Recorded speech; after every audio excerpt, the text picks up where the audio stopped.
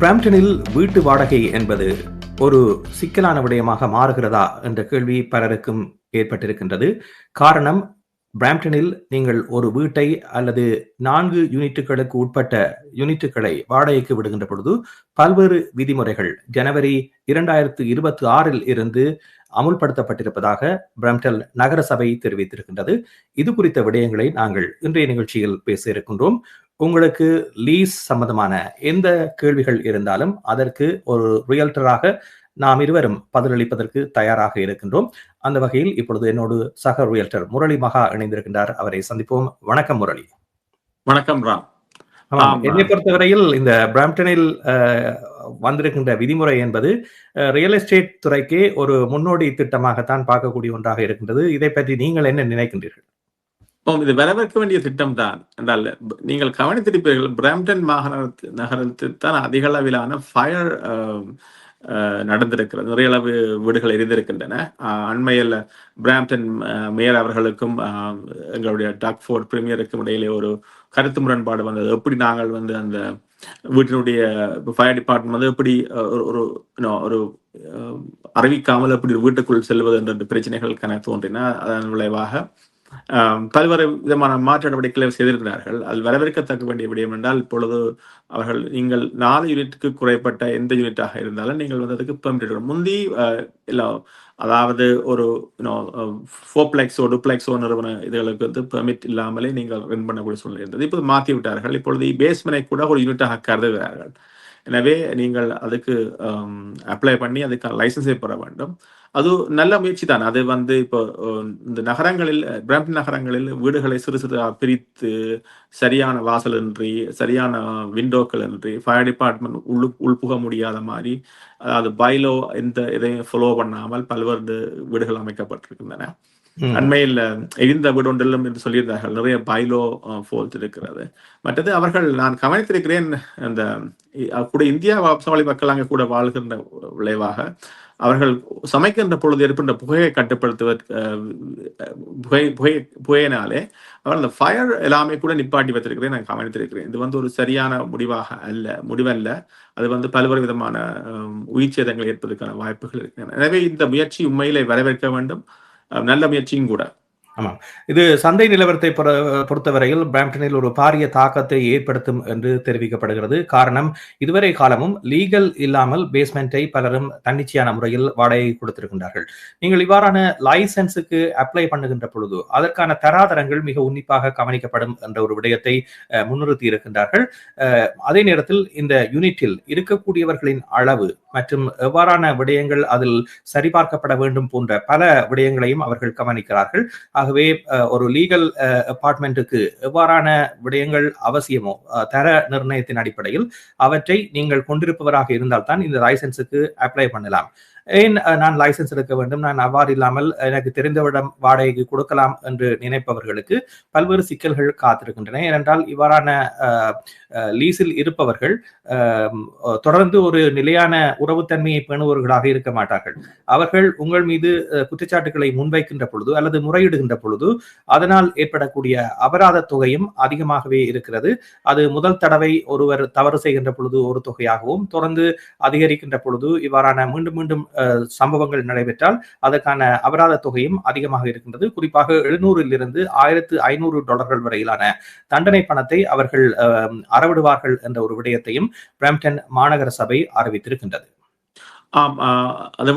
அதோடு மிக முக்கியமான விடயங்கள், உங்கள் அப்ளிகேஷனை ஃப்ரீயாக வைத்திருக்கிறார்கள். எனவே இங்கே நீங்கள் காசு பணம் செலுத்தி போக வேண்டிய தேவை இல்லை.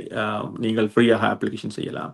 2வது, அவர்கள் எந்த லேண்ட்லோர்டும் மேண்டேட்டரி ஒரு எஜுகேஷன் ப்ரோக்ராமுக்கு போய் சேர்ந்து அதை பற்றி கல்வி பைலோவன் என்றா என்ன, சிட்டியில் எப்படி அங்கள் யூனிட்ஸ் இருக்க வேண்டும் போன்ற பல்வேறு விடயங்களை கற்க வேண்டிய கட்டாயத்துக்கு தள்ளுகிறார்கள். அது உண்மையிலே வரவேற்க வேண்டிய விடயம். பல்வேறு மனிதர்களுக்கு எலக்ட்ரிக் கோடுண்டா எனக்கு தெரியாது, பிளம்பிங் கோட் எப்படி செய்யணும் தெரியாது, எவ்வளவு ஸ்பேஸ் இருக்க வேணும், வென்டிலேஷன் எப்படி இருக்க வேண்டும், மாய்ஸ்சர் எவ்வளவு இருக்க வேண்டும் என்ற அடிப்படை அறிவு கூட இல்லாமல் பல்வேறு மனிதர்கள் அந்த பேஸ்மெண்டில் வாழ்ந்து பல்வேறு விதமான தொற்று நோய்களுக்கு உள்ளாகிறார்கள். எனவே அது வரவேற்க வேண்டிய விடயம்.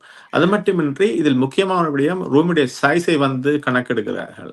அது வரவேற்கத்தக்க வேண்டிய விடயம். மிக குறுகிய அளவு ரூமை செய்து போட்டு மிக பெருமளவு வாடகை வாங்குவது தவிர்க்கப்பட வேண்டிய ஒன்று. அவ்வாறே இவர்கள் ப்ரூஃப் ஆஃப் இன்சூரன்ஸ் வைத்திருக்க வேண்டும். அதாவது இப்போ 2 மில்லியன் வரையும் நீங்கள் லைபிலிட்டி இன்சூரன்ஸை லேண்ட்லோர்டுக்கு கொடுக்கிறார், அவர்கள் எடுத்து வைத்திருக்க வேண்டும் என்று சொல்லுகிறார். அது ஒரு வகையில் வெற்றிகரமான முயற்சியும் கூட. அது முதல் நான் நினைக்கிறேன் இது ஒரு பைலட் ப்ரோக்ராம் துவங்கி இருந்தார்கள் இல்லையா? ஆமாம், இது ஒரு பைலட் புரோகிராமாகத்தான் நடைமுறையில் இருக்கின்றது. ஆகவே இது இனிவரும் காலங்களில் மேம்படுத்தப்பட்ட பல விடயங்களை கொண்டிருக்கும் என்ற ஒரு விடயமும் தெரிவிக்கப்படுகிறது. இதே நேரத்தில் ஒருவர் வீட்டின் மூலமாக வருமானம் பெறுகின்ற பொழுது அந்த வீட்டை மெயின்டெனன்ஸ் செய்பவராக இருக்க வேண்டும். தனியே வாடகை வருமானத்தை மட்டும் பெறுபவராகவும் வீட்டில் இருப்பவருக்கான வசதிகளை செய்து கொடுக்காமலும் இருக்கக்கூடிய பல லேண்ட் லோடுகள் இருக்கிறார்கள். இது உங்களுடைய சொத்தை நீங்கள் ஒரு அழிவுக்கு கொண்டு செல்வதோடு மட்டுமல்லாமல் தொடர்ந்து உங்களுடைய இல்லத்தை நீங்கள் சிறப்பாக மெயின்டெனன்ஸ் செய்வதற்கு இந்த மெயின்டெனன்ஸ் என்பது மிக முக்கியமானதாக இருக்கின்றது. ஆகவே இந்த எடுகேஷன் புரோகிராமில் அவர்கள் எவ்வாறு இதனை மெயின்டெனன்ஸ் செய்ய வேண்டும், என்னென்ன விடயங்களை கவனிக்க வேண்டும், ஒரு லேண்ட்லோர்டாக இருப்பவர் என்ன விடயங்களை செய்வதற்கு உரிய அணுகுமுறைகளை மேற்கொள்ள வேண்டும் போன்ற பல விடயங்களை கற்பிக்கின்றார்கள். ஆகவே இது ஒரு நல்ல முயற்சியாக இருக்கின்றது. அதே நேரத்தில் லேண்ட்லோர்ட் மீது முன்வைக்கப்படுகின்ற குற்றச்சாட்டுகள் இருக்கின்ற அதே போன்று வீட்டில் இருப்பவர்களும் கடந்த காலங்களில் பல்வேறு பிரச்சனைகளுக்கு உள்ளானவர்களாக இருக்கிறார்கள்.